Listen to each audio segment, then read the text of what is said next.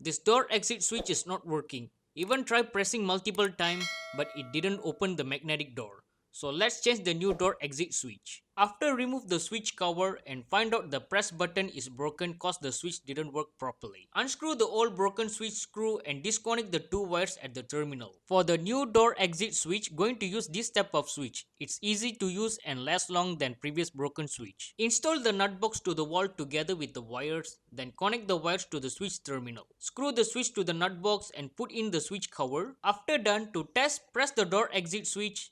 Now the magnetic door can open the door. After several seconds, the magnetic door lock it back and it's working perfectly fine. Thanks for watching. Don't forget to like, share and press the follow button for more interesting electrical content videos.